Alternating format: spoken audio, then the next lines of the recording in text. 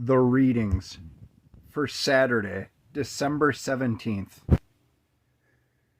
The epistle reading is from St. Paul's letter to the Hebrews, chapter 11, verses 33 through 40, and chapter 12, verses 1 and 2.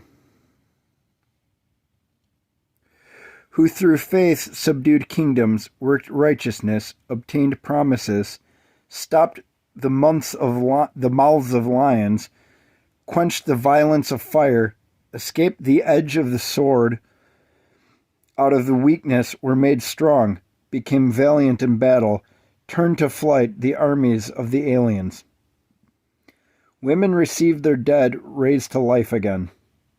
Others were tortured, not accepting deliverance, that they might obtain a better resurrection. Still others had a trial of mockings and scourgings, yes, and of chains and imprisonment.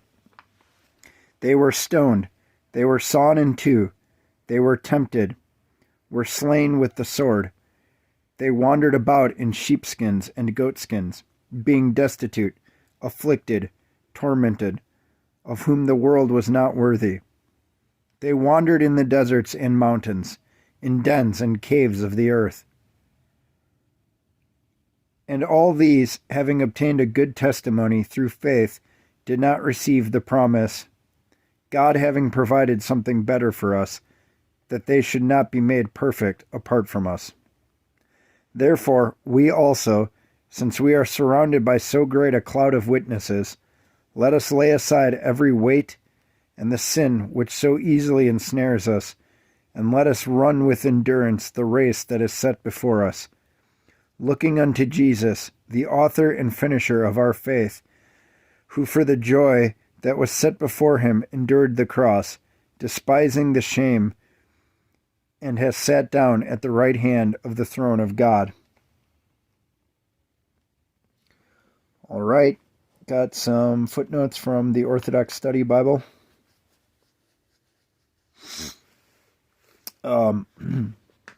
So for chapter 11, verse 37, the term sawn in two. Some traditions say that Isaiah was killed in this manner by Manasseh. And it says to see the give me a second here, guys. Pseudepigraphal. Wow. It's a new one on my vocabulary. See the pseudepigraphal martyrdom of Isaiah. See also 2 Chronicles chapter 24, verses 20 through 22. Jeremiah chapter 33, verses 20 through 23. 2 Micah chapter 6, verses 18 through 31. Matthew chapter 23, verses 29 through 36.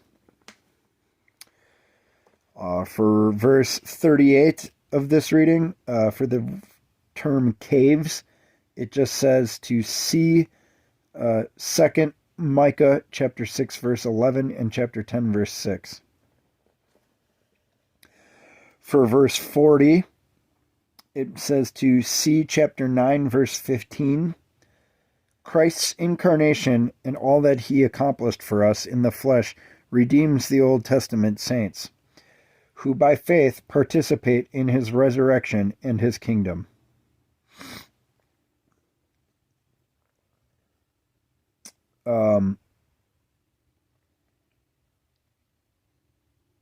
And for chapter 12, verse 1, the cloud of witnesses includes not only the Old Testament saints mentioned in chapter 11, but also the saints and martyrs of the Lord in all ages. If they made it, so can we. We persevere by getting rid of sin, the weight which keeps us from heeding the truth, setting us as our destination, the heavenly city, running the race of faith, and keeping our attention focused on Jesus Christ, our Lord and King, as noted in chapter 12, verse 2. This race is not a sprint, but a marathon of endurance. It does not end until we fully enter the age to come. See 1 Corinthians chapter 9, verses 24 through 27. And for chapter 12, verses 2 and 3, Christ is both the author, that is, the initiator, and the finisher, that is, the perfecter of faith. His joy was to do God's will. He endured the cross in that he voluntarily accepted humiliation and death. We are to imitate his determination and perseverance. All right, and finally for this exact passage, I noticed down here that it says for chapter 11, verse 33 to chapter 12, verse 2, that this passage is read on December 17th, the feast of the prophet Daniel. So there we go. As well as today, it's also read on August 1st, the procession of the cross, and on the first Sunday after Pentecost, called the Sunday of All Saints.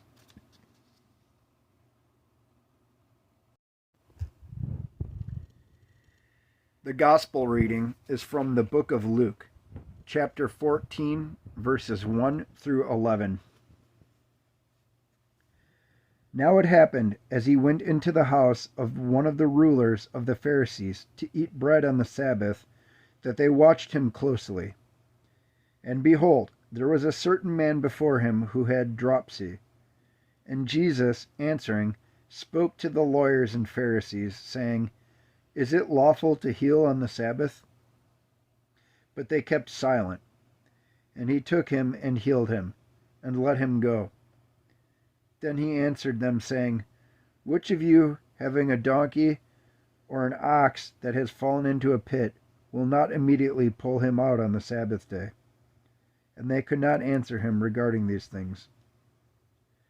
So he told a parable to those who were invited, when he noted how they chose the best places, saying to them, When you are invited by anyone to a wedding feast, do not sit down in the best place, lest one more honorable than you be invited by him.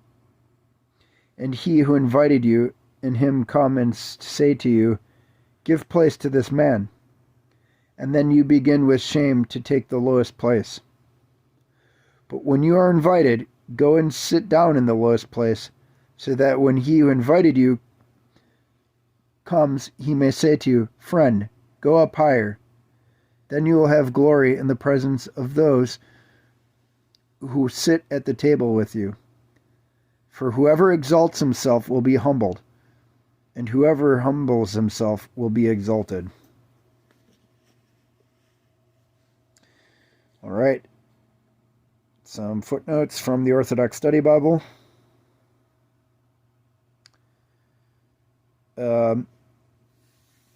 For verses 1 through 6, for the phrase on the Sabbath, it says to see the footnote at chapter 6, verse 7.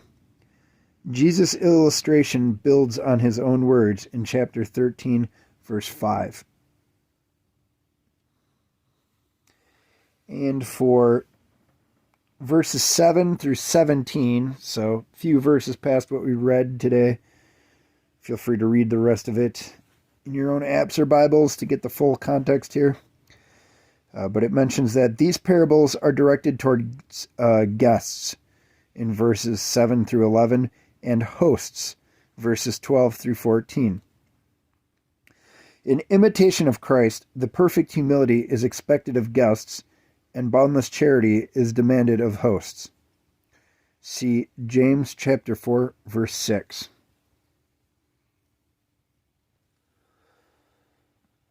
All right, everybody. That's going to put a wrap on today. I hope you have a blessed weekend. Only one more week till, nativity festivities. I don't know about you all, but I cannot wait to break the fast. Lordy. I have so much eggnog and sugar and cheese That's the main thing I missed during fasts. I've noticed at first in the beginning of every fast, whether it's Lent or whatever, I always think I'm going to miss meat the most. But I'll tell you what, when it comes up close to the end of the fast, I still am jonesing for some meat, but we'll go to like, it'll either be, you know, celebrations after liturgy on Christmas, or it'll be the Paschal celebration, the Paschal feast, whatever the case may be. I always find myself loading up on the cheese first when I get into line. Like intellectually, it's the meat that I think I miss, but it's really it's that dairy that do be slapping. So, anyways, my apologies about this long, unnecessary tangent. I just hope the fast is going good for you all so far, and I hope you have a blessed weekend, last weekend before Christmas. I pray that you use it tranquilly for contemplation and holy meditation and silence and other things that we are called to dive further into this Advent season. It's not too late. And I also just ask that you pray for me, a sinner. Thank you.